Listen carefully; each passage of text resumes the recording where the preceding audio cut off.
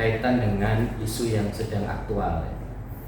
Sudah bersama saya seorang tokoh ya, budayawan, akademisi, dan juga intelektual dan sekaligus filsuf. Siang ini kita akan membincangkan soal pendidikan ya.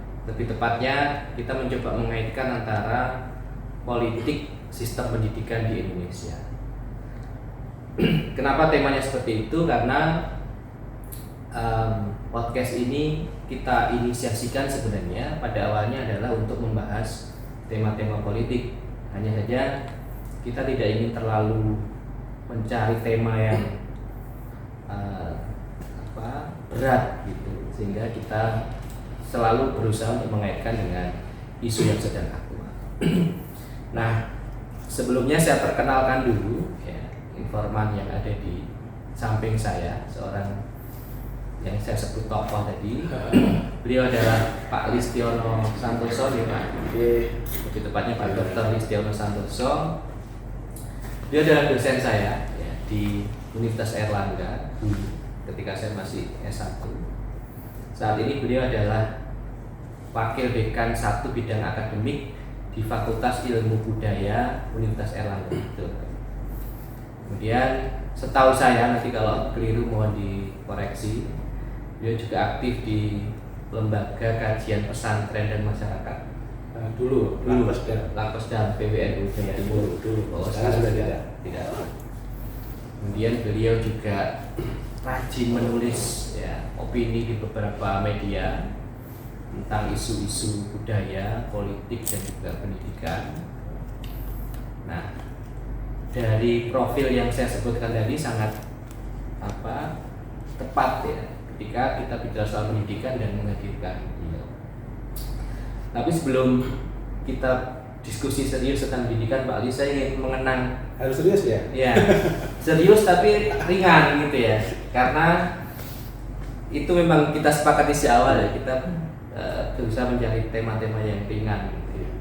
Kalau yang serius-serius biar dibahas di podcast Jakarta ya. Gitu ya, Pak Mahfud. Karena negara nggak serius. Negara nggak serius. Yang serius sudah banyak. Masa kita harus serius itu? Nah, ini podcast kita lakukan di area kampus Universitas Airlangga. Kalau datang di tempat ini saya teringat sekitar 10 atau 15 tahun yang lalu Pak Alis. Ini juga nyambung dengan tema pendidikan yang kita bahas. Pada waktu itu pasca reformasi ya, sekitar 99-2000, dinamika diskusi dan gerakan mahasiswa di kampus itu masih luar biasa ya, sangat masif. Pada waktu itu beliau masih dosen muda gitu ya. Hampir setiap minggu kita punya diskusi informal Pak Alis ya, di selasa kampus. Ya pesertanya mungkin dari 10-15 orang gitu. Ketika ada dosen lewat, kita todong gitu ya. Todong untuk nimbrung diskusi. Ya meskipun hanya 1 jam, 2 jam, ketika longgar biasanya dosen menyempatkan untuk berdiskusi. Dan beliau biasanya adalah korban yang paling sering kita todong ketika lewat di depan forum diskusi kami.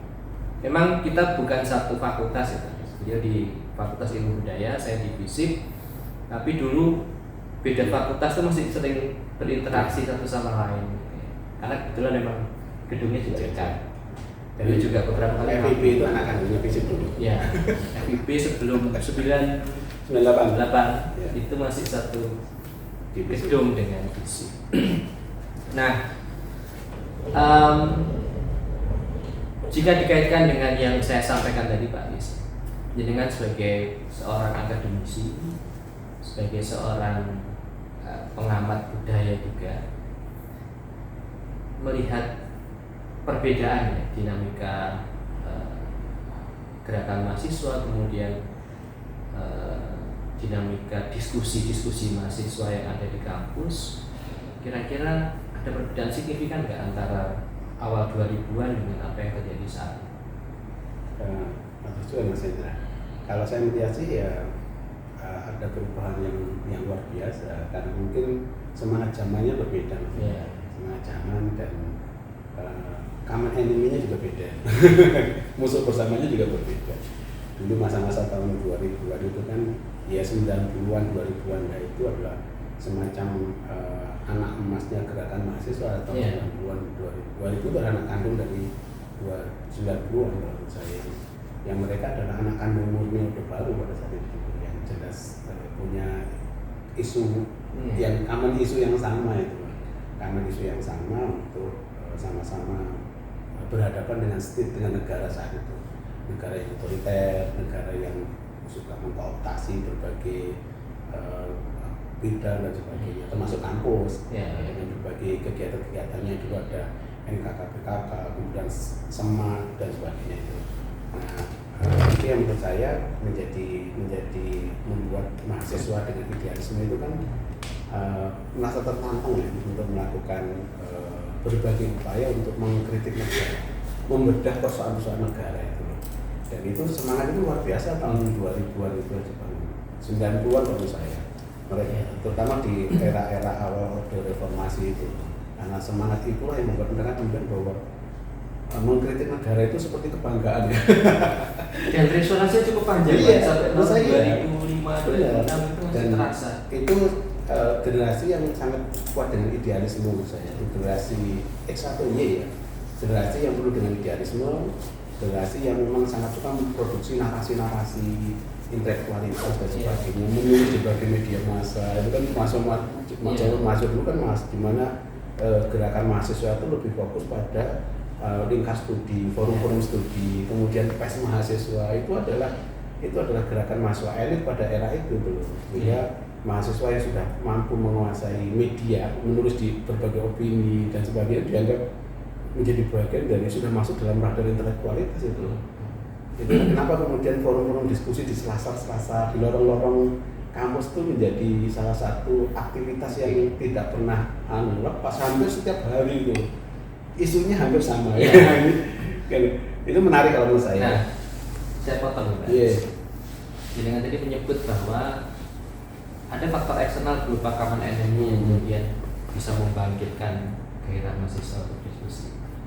Nah, kira-kira pasca reformasi sampai dengan saat ini, apakah common enemy yang terbentuk di era Orde Baru itu nggak ada lagi gitu, sehingga kemudian semangat mahasiswa untuk berdiskusi itu juga? Kalau saya melihat lebih mencair ya kalau di era-era pasca reformasi. Mungkin pada era reformasi itu gerakan-gerakan reformasi tidak terkonsolidasi apa yang mau dilakukan pasca reformasi itu. Mau apa yang dilakukan, sehingga fokus saya itu kan kelihatannya hanya ingin menurunkan kekuatan salah satu rezim Orde Baru, orientasinya ke situ. Setelah turun ya sudah gitu loh. Seolah tidak punya agenda selanjutnya mau apa dengan agenda reformasi itu. Akibatnya kemudian yang muncul malah bisa jadi kekuatan reformasi itu terpenjara atau tersandra oleh kekuatan-kekuatan lama yang akhirnya terkonsolidasikan dalam pemerintahan itu loh. Itu yang terjadi kan, sehingga menurut saya tetap ada hasilnya sih gerakan reformasi, tapi karena tidak terkonsolidasikan dengan mapan, akhirnya kemudian mereka ya hanya fokus pada satu isu itu loh. Setelah turun ya sudah selesai itu. Dan menurut saya itu yang kurang kemudian menjadi salah satu agenda berikutnya itu loh. Kalau kita telusuri kan sebenarnya ada beberapa momentum ya untuk konsolidasi itu bisa tercipta. Misalnya di tahun 2009 ada konflik KPK dengan kepolisian Cicak Buaya gitu. Kemudian 2019 2020 ada revisi undang-undang KPK yang kontroversial itu. Kemudian KUHP. Kemudian yang terakhir undang-undang Cipta Kerja, Omnibus Law ini. Ya. Sebenarnya kalau menurut saya ya itu adalah momentum-momentum yang bisa menciptakan area konsolidasi teman-teman gerakan mahasiswa. Kira-kira problemnya dari mana? Apa momentum seperti itu tidak berhasil? Kekuatan mahasiswa kan kemudian sangat mudah dipecah saat itu. Dipecah akhirnya kemudian setelah ada reformasi kemudian mereka akhirnya banyak terkonsolidasi pada kekuatan lama itu, gabung pada partai-partai yang dulu dia tolak ya. Jadi itu menjadi salah satu persoalan betul itu loh.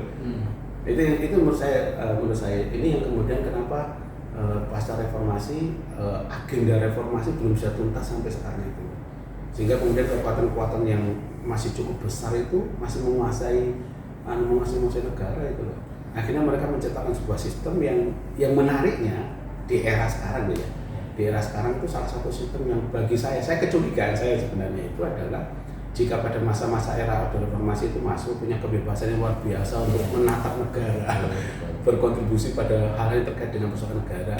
Pada era pasca reformasi itu kemudian mahasiswa seperti dikembalikan ke kampus meskipun secara tidak disadari dengan berbagai aktivitas-aktivitas yang studi oriented, lulus tepat waktu, beraktif di kegiatan-kegiatan intrakampus dan sebagainya itu loh.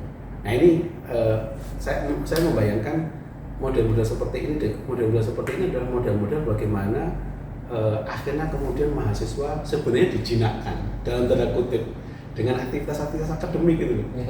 Ya kan? Dengan apalagi dengan model 24 SKS misalnya. Mereka ngambil mata kuliah 24 SKS itu kan berarti bayangkan aja satu minggu mereka kuliah full sampai sore, malamnya mereka harus kerja kelompok. Besok lagi melakukan aktivitas yang sama sehingga seolah energi mereka ya energi untuk cepat lulus, ya kan? Energi kampus. Akibatnya kemudian apa yang terjadi?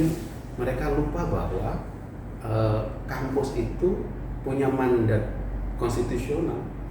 Apa mandat konstitusional kampus itu ya pro populi disismus. Kita mengabdi pada kepentingan kemanusiaan, kita mengabdi pada nilai-nilai kebangsaan dan sebagainya, sehingga kampus tidak boleh lepas dari persoalan-persoalan publik.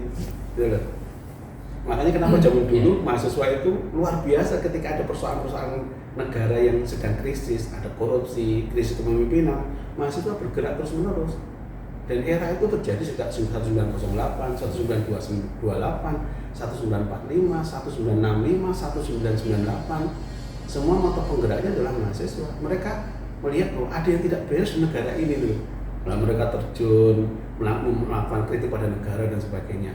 Nah, itu kekuatan itu yang kemudian di era sekarang ini menurut saya agak sedikit tenggelam dengan aktivitas-aktivitas yang luar biasa.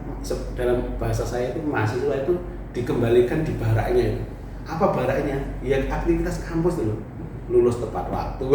Akibatnya kemudian lupa bahwa kampus nggak boleh ada di Muara Gading. Ketika negara sedang menjadi masalah, di mana mahasiswa itu? Karena hampir semua motor penggerak perubahan sejarah itu adalah aktornya adalah mahasiswa. Iya, saya mau masuk ke situ tapi tadi semua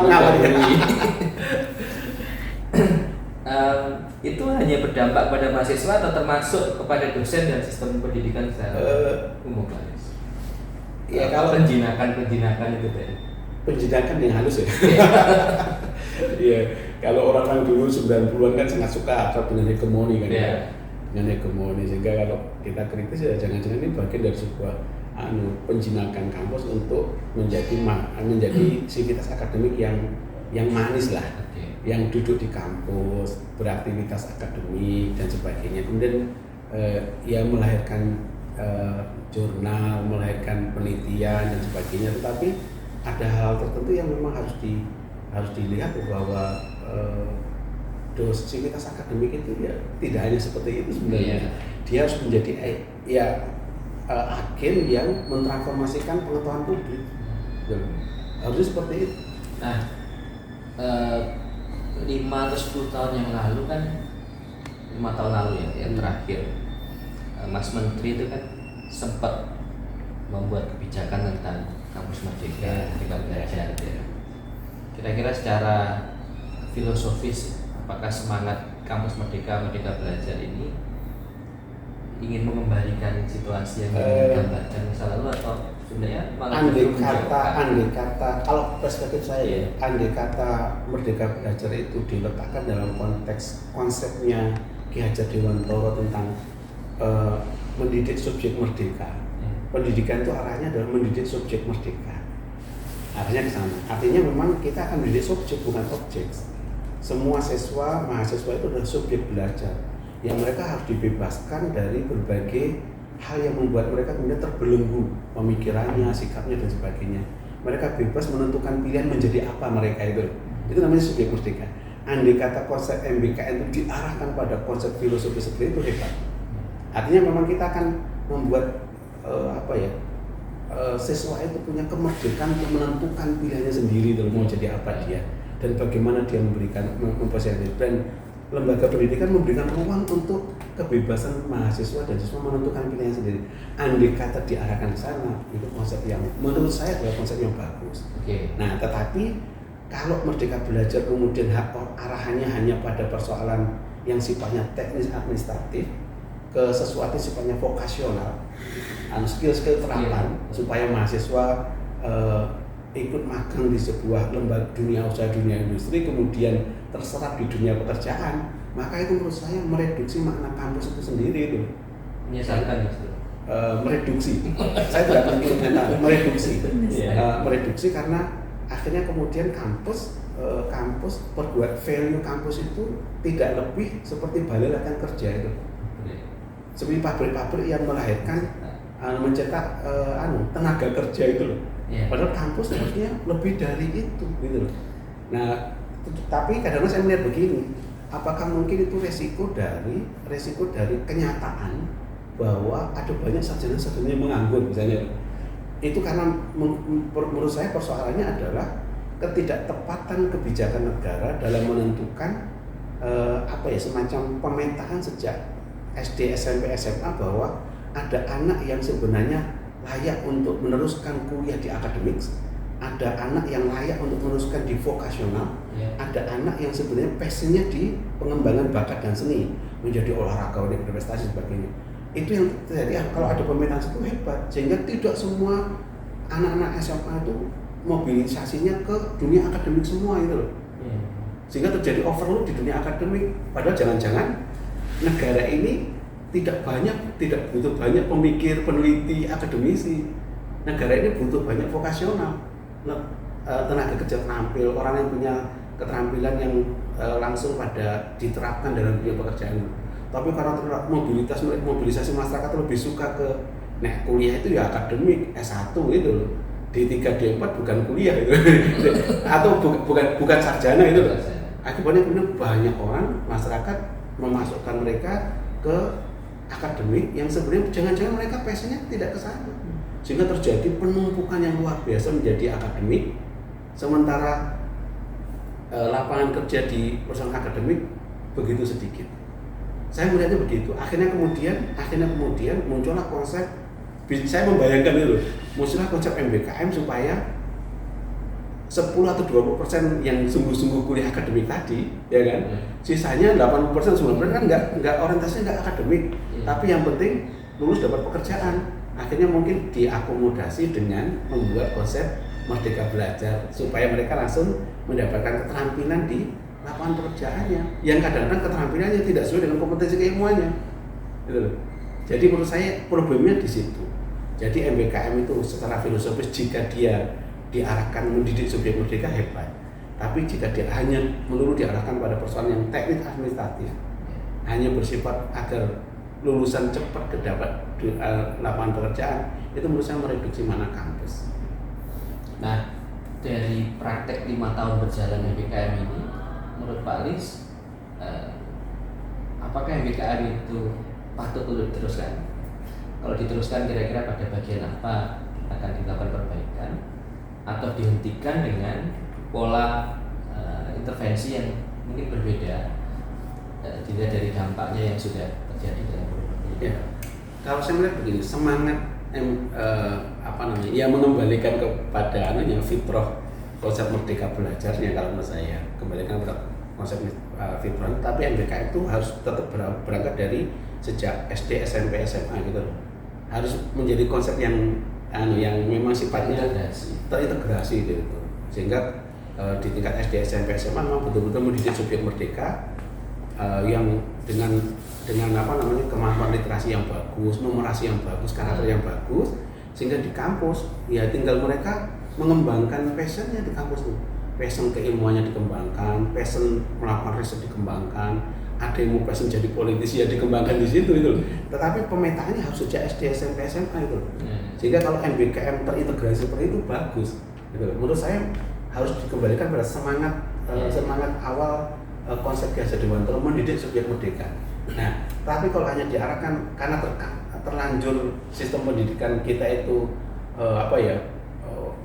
menggerakkan semua masyarakat untuk kuliah akademik tadi. Ya kan? Misalnya ada prodi-prodi tertentu yang sebenarnya di lapangan pekerjaan mereka tidak butuh banyak, ya kan?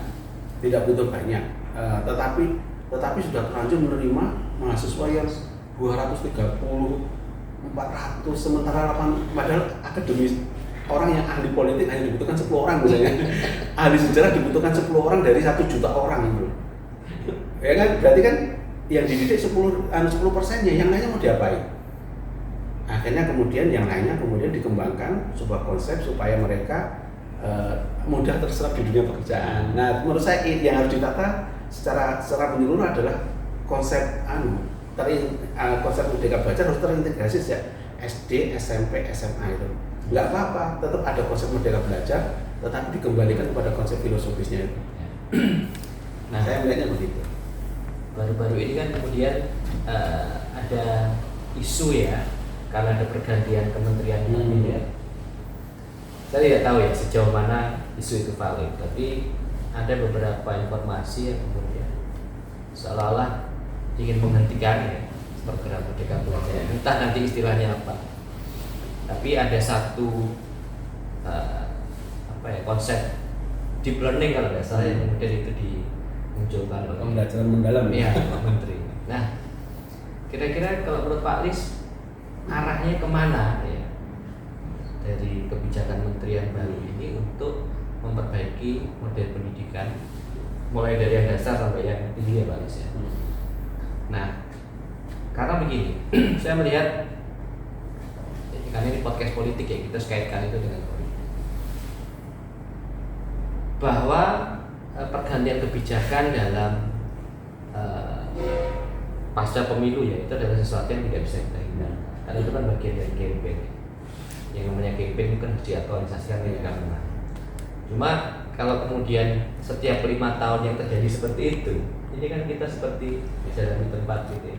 Mulai dari nol. MBKM yang sudah berjalan 5 tahun, kemudian diganti dengan proses-proses yang baru. Nah, untuk memastikan bahwa proses perbaikan sistem pendidikan itu berjalan secara linear dan progresif, saya kira menurut Pak Lis, bagaimana sih seharusnya negara mengelola pendidikan, apalagi ketika itu dikaitkan dengan politik elektoral di Indonesia. Seharusnya negara itu harus punya komitmen yang sungguh-sungguh terkait dengan persoalan pendidikan, karena pendidikan itu adalah strategi kebudayaan dalam rangka meraih masa depan sebuah bangsa itu. Nah, strategi kebudayaan itu menurut saya perlu menurut saya perlu dijelaskan ke pendengar. Ya, karena kita nggak punya strategi, negara ini sebenarnya nggak pernah punya strategi kebudayaan. Pendidikan itu mau diarahkan kemana sebenarnya itu? Nggak punya konsep filsafat pendidikan seperti apa yang mau kita pakai dan sebagainya itu. Karena kita tidak pernah punya konsep filsafat pendidikan apa yang mau kita pakai, akhirnya kemudian pendidikan kita itu dikelola tergantung dari siapa yang berkuasa. Itu yang membuat kenapa kemudian muncul sistem pendidikan kita itu sifatnya meliorisme. Meliorisme itu tambal sulam gitu. Tambal sulam terkait dengan kepentingan dari pikiran masing-masing yang berkuasa itu loh. Bukan, padahal pendidikan itu kan tidak ada hubungannya dengan siapa yang berkuasa. Pendidikan itu menjadi persoalan kebangsaan ini loh. Kalau mau ingin meraih masa depan sebuah bangsa, ya mau tidak mau, suka tidak suka adalah lewat pendidikan satu-satunya jalan itu. Kita harus agak sedikit keluar. Kita harus belajar pada bagaimana Jepang itu menjadi sosok yang luar biasa, bangsa yang luar biasa dalam konsep pendidikan itu. Mereka punya apa yang disebut dengan restorasi Meiji, semacam manifesto kebudayaan di bidang pendidikan di restorasi Meiji. Itu menjadi sebuah konsep bagaimana Jepang mau menatap masa depan dengan restorasi Meiji itu. Seperti misalnya mereka restorasi Meiji itu kan dalam bidang pendidikan, misalnya tanamkan ada beberapa agenda yang diselipkan itu. Misalnya satu adalah tanamkan anak sejak kecil untuk mencintai nilai yang bersifat objektif. Ya kan? Nilai objektif itu apa? Kejujuran, kepercayaan diri, effort, kerja keras, intelektualitas itu. Artinya anak sejak kecil harus ditanamkan pembiasaan yang positif tadi, kerja keras tadi itu. Kepercayaan diri. Yang kedua adalah menciptakan anak untuk mencintai ilmu pengetahuan dan teknologi. Sejak kecil mereka diajak bermainnya semua konsep permainannya ya tentang mencintai teknologi gitu loh. Ya kan?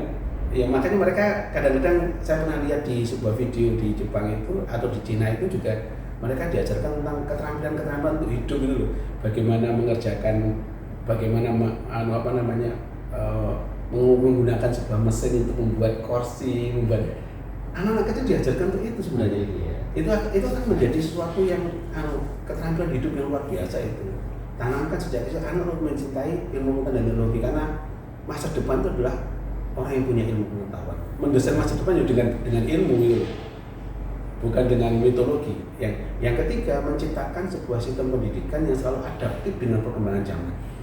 Nah, konsep itulah sebabnya kenapa ketika 1945 Jepang hancur total infrastrukturnya, dalam waktu sangat cepat mereka bisa bangkit dan sebagainya. Kenapa? Karena mereka punya komitmen yang luar biasa dalam dunia pendidikan. Nah, ini yang harus kita kembali tata lagi di dalam sistem pendidikan Indonesia, bahwa pendidikan ini politik pendidikan Indonesia tidak boleh hanya bergantung pada siapa yang berkuasa. Sejak awal harus betul-betul dijelaskan apa sih sebenarnya filsafat pendidikan mau dibangun di Indonesia itu loh. Kita mau mengarahkan seperti apa? Misalnya saya kadang-kadang punya bayangan begini loh Mas Indra. Kalau kita punya konsep filsafat pendidikan yang jelas, kita harus menata bahwa pendidikan berjenjang itu sesungguhnya adalah sesuatu yang berkelanjutan itu, nggak terpisah satu sama lain. Ada pendidikan dasar, menengah, SD, SMP, SMA. SMA itu adalah masa transisi untuk orang menjadi kampus. Di SD, SMP, SMA di banyak negara saya bayangkan itu adalah di mana keterlibatan negara cukup penting untuk agar anak bangsa itu punya mendapatkan perlakuan yang sama untuk memperoleh hak pendidikan. Fasilitas pendidikannya, kualitas pendidikannya, fasilitas pembelajaran harus sama. Jangan sampai kemudian ada anak bangsa yang sama tapi dikelola dengan pembelajaran yang berbeda satu sama lain. Negara harus berperan di situ. Di tingkat SD, SMP, SMA wajib lah, kalau bahkan dalam Durkheim itu menyebut dalam bukunya Moral Education, pendidikan dasar itu adalah dia mengatakan pendidikan dasar menengah itu adalah murni pengembangan kepribadian bangsa itu. Karena murni pengembangan kepribadian bangsa, maka negara wajib mengelola kurikulum dan sebagainya. Apa yang dikelola oleh negara? Kalau Ki Hajar Dewantara mengatakan mendidik anak itu mendidik warga negara, ya kan? Berarti sejak kecil anak SD, SMP, SMA itu memang dididik menjadi bagian dari warga negara itu. Ya kan? Yang diajar apa? Keterampilan hidupnya, keterampilan berbangsanya, literasi, numerasi dan karakternya. Itu di pendidikan dasar menengah. Sehingga kalau itu sudah betul-betul dibangun sejak awal, maka ketika mereka mau kuliah, mau jurusan apapun akan mudah. Pada saat itulah memang kepribadiannya dibantu untuk ditentukan. Setelah masuk kampus, mereka punya kebebasan mau mengembangkan sains itu, mengembangkan akademik, tapi basicnya sudah terbentuk, basic knowledge-nya sudah terbentuk, basic personality-nya terbentuk. Jadi keliru kalau basic knowledge kok dibangun baru di tingkat pendidikan tinggi, keliru kalau basic personality kok dibangun di perguruan tinggi. Mereka sudah terbentuk wataknya, mereka sudah literasinya sudah terbentuk, numerasinya sudah terbentuk gitu loh. Juga berat sekali kalau kemudian tiba-tiba di kampus di tingkat perguruan tinggi baru ngomong mendorong anak mahasiswa untuk punya literasi yang bagus, membaca buku. Sejak SD, SMP, SMA tidak diajarkan untuk punya pembiasaan membaca buku. Maka jangan salahkan jika kemarin katanya ada survei dari beberapa perusahaan itu mengatakan bahwa mahasiswa di Indonesia itu nggak cuma mahasiswa, mungkin juga dosennya ternyata literasinya buruk gitu. Kemampuan membaca, menyerap informasi dari berbagai buku itu sangat lemah sekali. Apalagi menulis, kemampuan menyerap bacaan aja tidak baik loh. Itu kenapa? Menurut saya itu karena pembiasaan sejak SD, SMP, SMA tidak bagus. Makanya harusnya mulai sekarang sesat di ujung jalan, baliklah ke pangkal jalan loh. Kalau saya mengatakan, nggak apa-apa loh. Para guru, para penentu kebijakan, ayo kita kembali belajar pada filosofi pendidikan Ki Hajar Dewantara itu. Nah, harusnya gitu loh.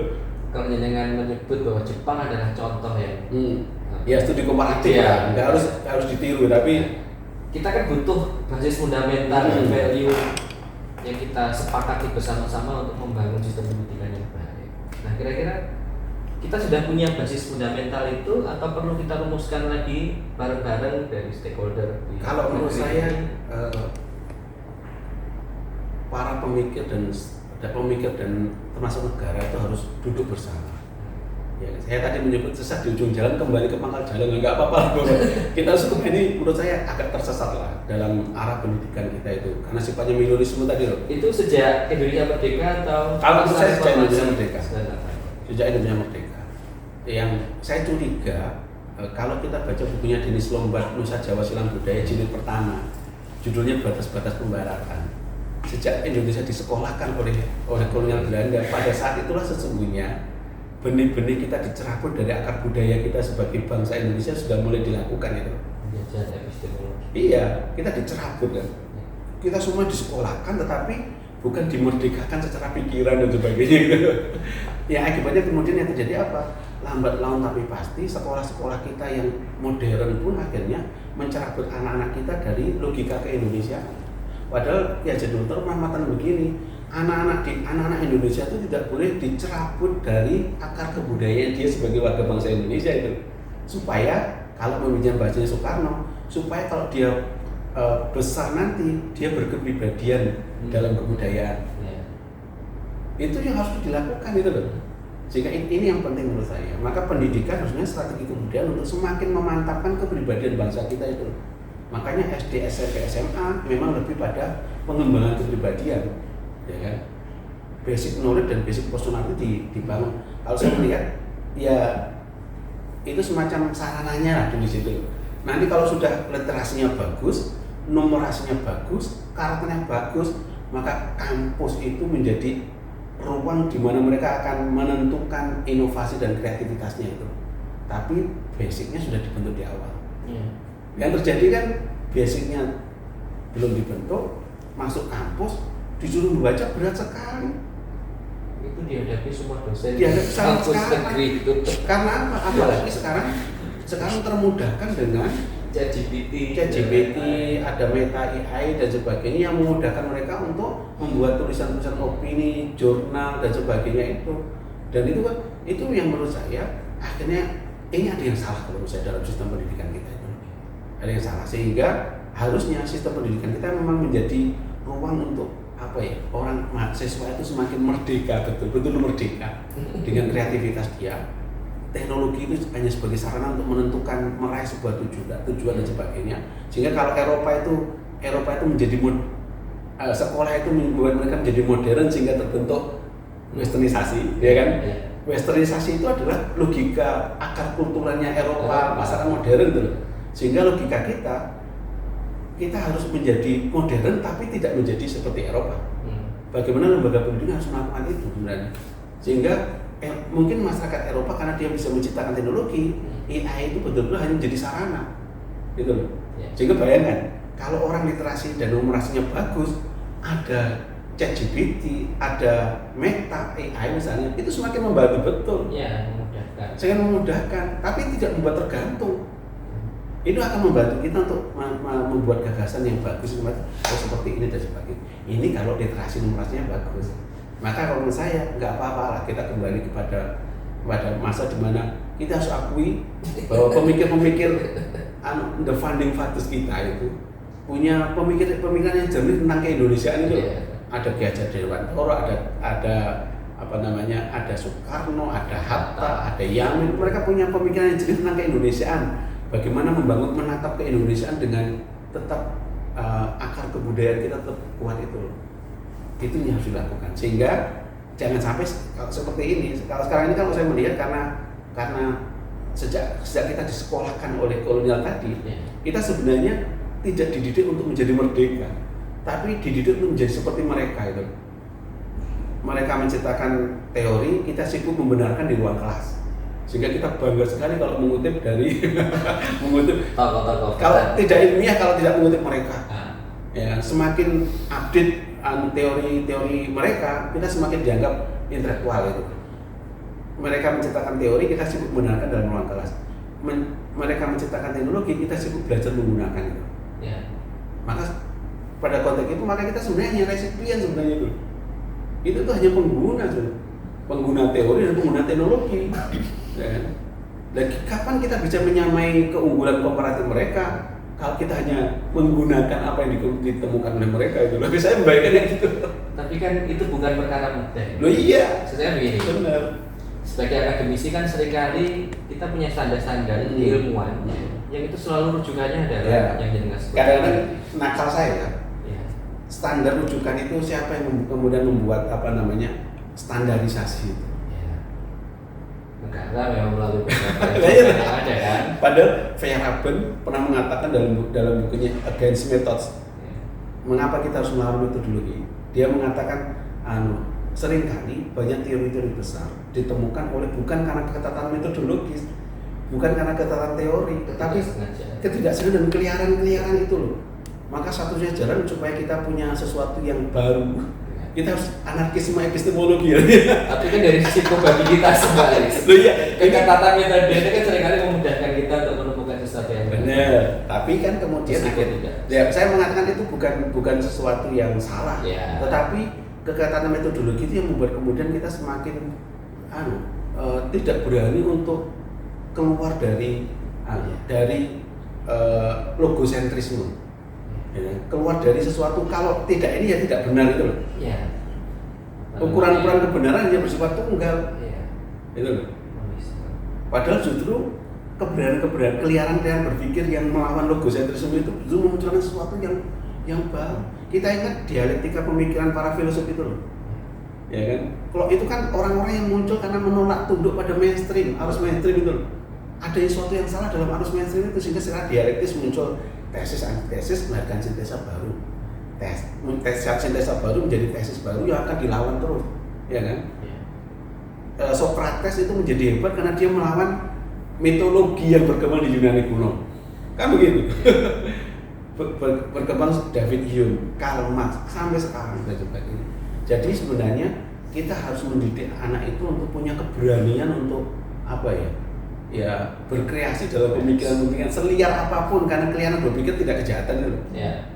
Justru mereka jangan dipenjara oleh kooptasi, ditundukkan oleh logosentrisme. Nah, celakanya kan begini. Salah satu ini yang lebih pragmatis lagi ya, kalau tadi soal standar ilmiah itu kan seringkali dirujukan ke barat. Nah, ketika itu diaktualisasikan dalam kehidupan kampus misalnya, ketika ada mahasiswa yang berusaha untuk kreatif dalam tanda kutip sebuah analis ya, menentukan kemudian itu sesuai dengan standar penilaian oleh dosen misalnya, sehingga konsekuensinya bisa jadi dia bukan termasuk mahasiswa yang dan nggak lulus. Iya, nggak se-ekstrim itu lah, mungkin dia tidak terlalu berhasil dalam studi gitu. Tapi ketika dia lulus, mungkin kerja di luar dia berhasil menunjuk. Justru itu yang terjadi kemudian ada banyak kreasi-kreasi pemikiran dan inovasi di bidang teknologi justru banyak muncul di luar kampus. Ya. Karena ada hierarki intelektual di dalam kampus, ada hierarki akademik dalam kampus, ada standarisasi itu loh. Kalau yang bicara wakil dekan bidang akademik saya standarisasi itu membuat mahasiswa itu kan ketakutan secara epistemologis untuk berbeda dengan dosennya, berbeda dengan arus mainstream seperti itu, sehingga akhirnya kemudian mereka mengembangkan sesuatu di luar itu. Kalau di bidang ilmu humaniora mungkin itu berarti penting untuk mahasiswa ya. Tapi di bidang eksak sepertinya agak susah. Ya, sepanjang kan ilmu pengetahuan itu akan dianggap benar dalam logika logosentris sepanjang dia ada metodologinya dan bisa teruji secara empiris. Nah, logikanya begitu. Jadi sepanjang dia ternyata punya kemampuan menunjukkan itu kerangka metodologis yang dia bangun dan teori yang dia bangun dan bisa diuji secara empiris, maka harusnya dia benar. Itu di eksak. Ya. Kalau di sosial ya ilmu sosial itu ilmu kritis. Ilmu sosial humaniora dan fisik itu kan ilmu kalau Habermas menyebut sebagai yang disebut sebagai teori hermeneutis, saya lupa, yang hampir semua ilmu sosial itu ya teori kritis gitu. Teori yang ingin menunjukkan kepada publik ada yang salah di negeri itu, ya kan? Sesuatu yang salah itu kemudian harus di masyarakat yang sudah terkena bukan dengan sesuatu yang sudah mapan harus dibangunkan. belum tentu apa yang selama ini kita anggap sebagai sebuah kebenaran adalah sebuah kebenaran. Itu fungsi sosial kritis itu di situ. Jadi nggak apa-apa kalau ilmu sosial humaniora adalah ilmu yang memang mengagetkan negara, mengagetkan masyarakat itu. Memang fungsinya ilmu itu di situ itu. Memang harus kalau menurut saya itu. Kalau ilmu itu hanya melegitimasi realitas, pro status quo. Wah, pro status quo. Nggak ada ilmu sosial humaniora kok pro status quo itu. Oke. Ini karena kita podcast politik, kita coba tarik ke arah politik ya. Bahwa gini, Indonesia sudah demokratis ya. Cuma apakah kemudian demokratisasi ini sudah sejalan dengan apa yang kita cita-citakan dalam semangat reformasi 19? Saya tertarik dengan satu ujaran yang menyebut bahwa demokrasi itu hanya akan berkembang sejauh mana ditopang oleh kualitas sistem pendidikan tertentu. Maka kan kita perlu mengaitkan bahwa sistem pendidikan itu tidak hanya membangun karakter orang yang intelektual, tapi juga terintegrasi dengan demokrasi di satu negara yang sedang berkembang. Nah, dalam konteks Indonesia ada beberapa hal yang menurut saya miris, yang orang mungkin menyebutnya itu sebagai disonansi. Kita tahu bahwa ada yang salah, ada yang tidak tepat gitu ya, secara moral maupun secara etik gitu. Tapi kita tidak punya pilihan lain untuk memilih atau tidak memilih orang itu, misalnya dalam kancah politik. Nah, kira-kira pendidikan bisa nggak berkontribusi ya, untuk menyadarkan pada warga negara yang sebagai insan politik yang harus berpartisipasi itu untuk ya kita harus punya komitmen konsisten dengan standar moral yang kita miliki, bahwa ada praktek-praktek politik yang mungkin menyimpang dan kita harus memutuskan dengan berani dengan segala konsekuensinya. Misalkan kalau kita tahu bahwa ada tokoh yang jadi bermasalah secara moral, ya kalau kita harus tidak memilih ya kita harus berani, bukannya tidak memilih tapi untuk mengkampanyekan bahwa ini orang yang tidak layak dipilih. Kira-kira sejauh mana pendidikan kita bisa berkontribusi untuk menciptakan warga negara yang ini yang persoalan. Maksudnya pendidikan punya tanggung jawab untuk menghasilkan pendidikan di Indonesia itu kan transfer knowledge dan transfer value, mentransformasikan pengetahuan sekaligus mentransformasikan nilai, ya kan? Termasuk hasil dan nilai demokrasi dan sebagainya itu. Dan itu harus menjadi tanggung jawab. Pendidikan harus menjadi garda terdepan untuk menentukan itu sebenarnya. Makanya tadi di awal saya menyebut bahwa pendidikan itu, sekolah itu mendidik subjek merdeka tadi, mendidik anak dalam mendidik warga negara.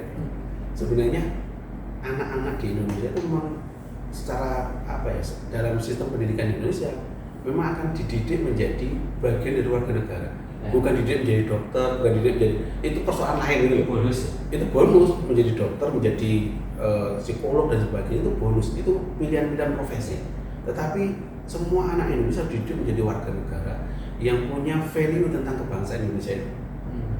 Ya, punya kesadaran itu kira-kira ada enggak dalam sistem pendidikan kita? Harusnya. Tapi faktanya ya mungkin itu adalah sebuah nilai yang terus-menerus diperjuangkan. Sama seperti demokrasi. Demokrasi bukan sesuatu yang tiba-tiba sudah ada. Dia adalah sebuah nilai yang harus terus-menerus diperjuangkan. Yang nilai itu harus menerus diintegrasikan dalam semua sistem pendidikan. Ya.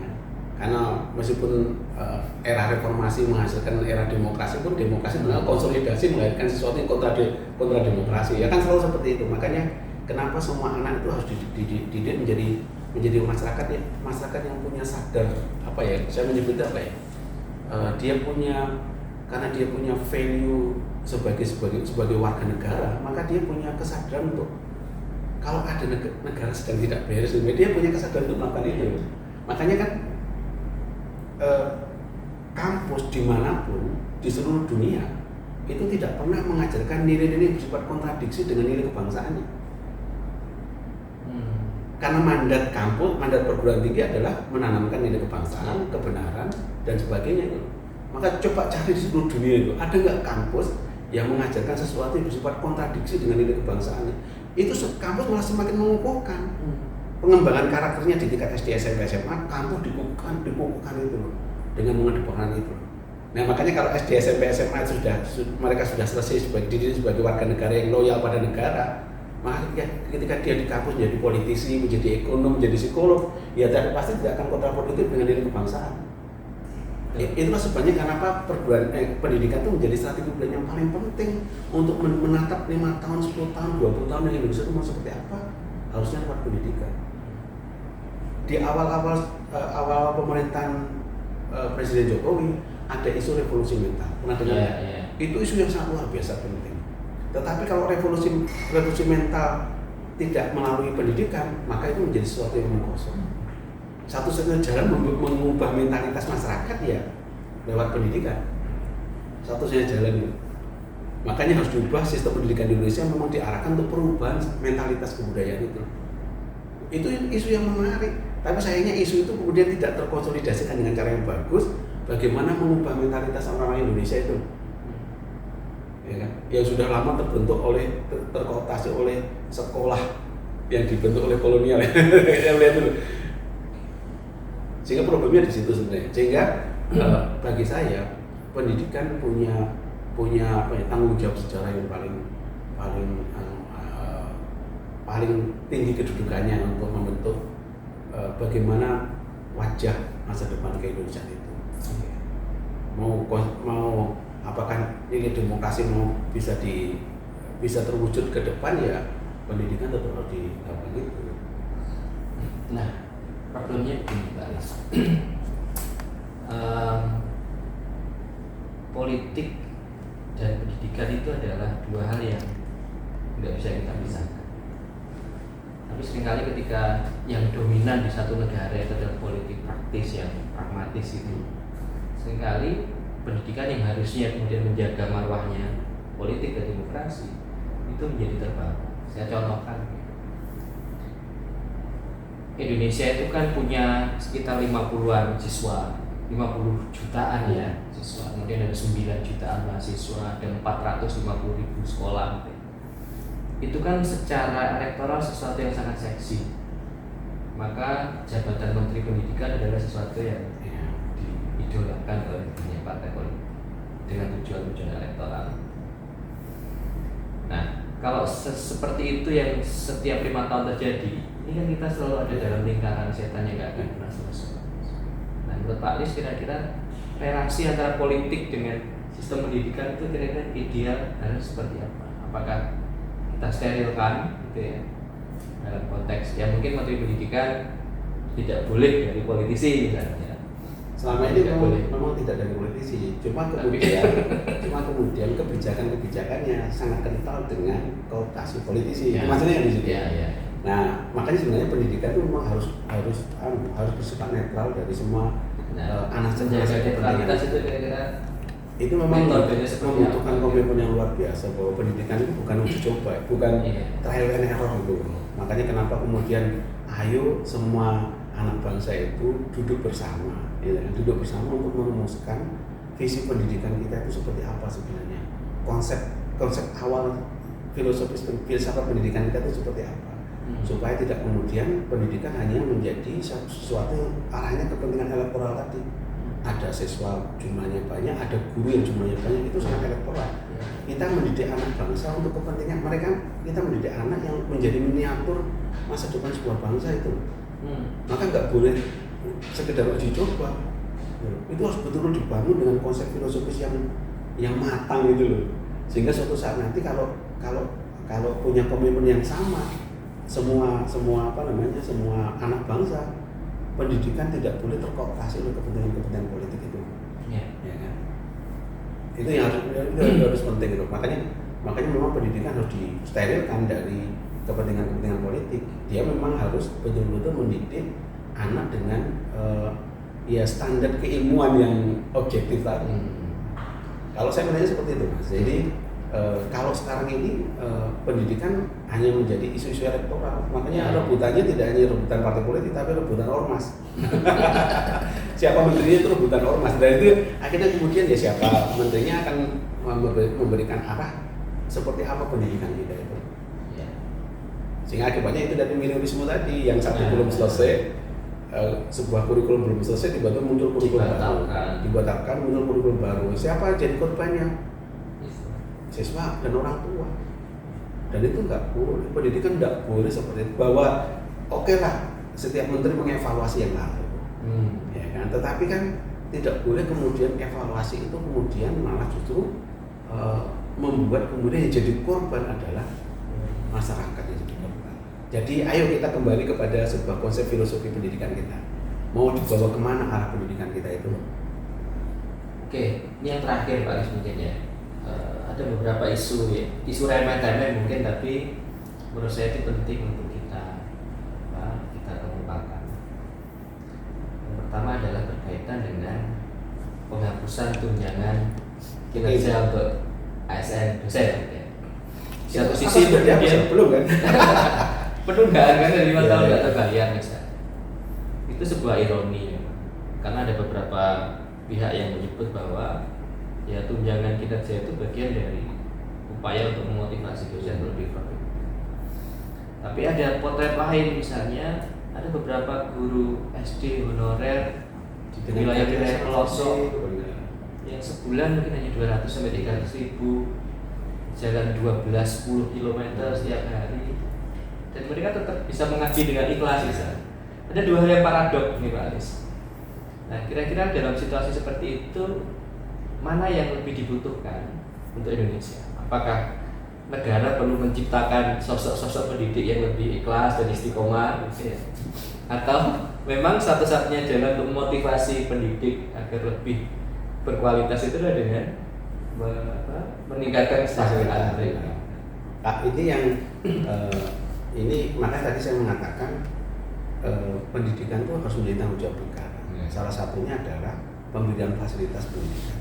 Fasilitas pendidikan itu tidak hanya fasilitas sekolah, tapi juga sumber daya guru. Artinya tidak boleh ada sekolah-sekolah yang melakukan rekrutmen guru yang sekedarnya. Yang kedua itu, yang kedua harusnya mulai dipikir ulang bagaimana mungkin mendidik anak bangsa yang sama tapi perlakuannya berbeda, ya kan? Kita akan bagaimana guru juga butuh apa namanya asupan gizi, dosen juga butuh asupan gizi. Sehingga makanya tugas mulia seorang guru adalah mendidik anak, mendidik warga bangsa. Karena dia mendidik warga bangsa, tugas mulia itu, maka negara wajib memfasilitasi supaya guru itu dan dosen punya totalitas dalam mengabdi itu. Ya. Dia total tidak lagi berpikir tentang bagaimana nasib keluarganya. Iya. Ya. Itu yang menjadi aneh. Bagaimana mungkin kita memaksa guru total sementara dia masih berpikir tentang basic need.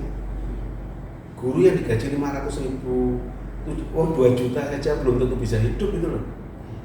Itu yang mengakibatkan kemudian guru harus nyambi, harus membuat les. Padahal ketika guru membuat les yang les privat dan sebagainya, yang menjadi siswa itu adalah murid-muridnya, maka proses transaksi hubungan antara guru dengan murid menjadi transaksional material. Guru kehilangan kewibawaannya di situ, dan itu tidak boleh terjadi kalau menurut saya. Inilah yang disebut dengan komitmen negara wajib hadir untuk memberikan fasilitas yang sama bagi semua proses-proses pembelajaran di tingkat dasar. Kalau perguruan tinggi kan memang pilihan ya. Di tingkat dasar harus sama, sehingga fasilitas untuk guru harusnya sama, kualitas sumber dayanya harus sama, ya kan? Kesejahteraan sosialnya harus sama. Sehingga guru punya totalitas di situ. Abdi, mereka disebut abdi negara karena total mengabdi pada kepentingan negara, bukan kepentingan dirinya sendiri. Tapi bagaimana mungkin dia bisa total mengabdi pada negara, mengabdi pada orang, sementara untuk persoalan dirinya belum cukup selesai itu. Ini kasihan, ini modelnya kayak model Karl Marx dulu kan. Karl Marx disuruh berpikir, tapi dia mati dalam keadaan kemiskinan. Nggak boleh seperti itu. Negara wajib memfasilitasi, termasuk guru dan dosen. Ya kan? Bahkan saya pernah punya usulan yang kadang-kadang ekstrim. penghasilan yang terbesar harusnya di tingkat pendidikan PAUD, Ya. kemudian TK. Kenapa? Karena PAUD dan TK itu golden age, mendidik masa emasnya anak kecil dididik itu, dan berat mendidik mereka itu. Nah kalau hanya diberi gaji 250, 300 ribu, bagaimana dia bisa totalitas itu? Termasuk di kampus misalnya, dosen-dosen dengan penghasilan yang ya kita harus, kalau orang dosen itu kan harus ikhlas dan sebagainya. Yeah. Itu yang mengapa kemudian banyak dosen yang kemudian nyambi ngobjek di tempat lain karena merasa bahwa ini fasilitas untuk anak istrinya belum cukup. Andai kata dosen dan guru itu total dibiayai negara fasilitasnya, maka dia murni mengabdi pada negara.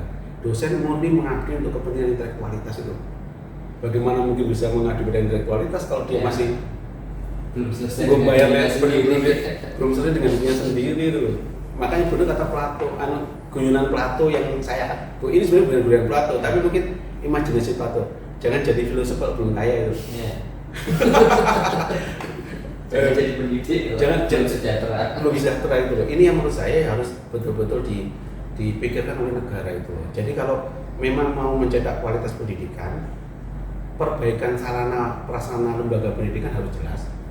Makanya saya mengatakan pendidikan dasar itu harus murni tanggung jawab negara. Tanggung jawab negara. Bahwa kemudian ada masyarakat mau mendirikan lembaga pendidikan dasar boleh, tetapi dia harus kualitasnya harus di atas apa yang di negara. Makanya kenapa pendidikan dasar menengah itu harus gratis. Kan sekarang gratis memang. Gratis karena kualitasnya sama. Jadi swasta boleh mendirikan kalau kualitas sekolahnya juga harus minimal sama dengan pendidikan negara. Nah sekarang yang terjadi kan kebalikannya kemudian. Pendidikan gratis kualitasnya bagus di pendidikan negeri, guru-guru bagus ada di negeri itu semua. Sementara beberapa sekolah-sekolah swasta dibiarkan apa adanya mengelola sekolah. Gurunya apa adanya, fasilitasnya apa adanya dan sebagainya. Menurut saya itu tidak boleh terjadi dalam sistem pendidikan. Jadi kalau negara punya komitmen yang baik, maka perbaiki kesejahteraan guru dan dosen. Perbaiki sarana prasarana lembaga pendidikan dari tingkat dasar baik milik negara maupun milik swasta. Tidak boleh mendidik anak bangsa yang sama tapi perlakuannya berbeda. Tidak boleh terjadi seperti itu. Itu jelas melanggar konstitusi itu. Itu yang harus dilakukan. Pak Alis, terima kasih banyak atas waktunya. Sebenarnya masih banyak isu yang belum kita singgung. Siap, nanti kapan-kapan kita soal kekerasan seksual di sekolah. Nanti kita lanjutkan. Soal bullying dan lain sebagainya. Tapi sepertinya yang kita bahas tadi sudah cukup banyak. Tapi banyak keluar dari politik. Tapi terus terang saya sebagai host di sini juga dapat insight banyak dari beliau gitu ya. Ya mudah-mudahan yang kita diskusikan bermanfaat ya untuk kawan-kawan Adrena. Mudah-mudahan masih punya waktu untuk bertemu lagi dengan narasumber yang berbeda ya, dengan tema yang berbeda tapi tidak jauh-jauh dari politik gitu ya. Saya sebagai host mengucapkan terima kasih kepada Pak Alis terutama yang sudah bersedia berbagi waktu, pikiran dan kesempatan. Semoga kita masih dipertemukan dalam momen yang lain. Terima kasih, saya akhiri sekian. Saya sebagai host mengucapkan selamat menyimak dan belajar, semoga bermanfaat.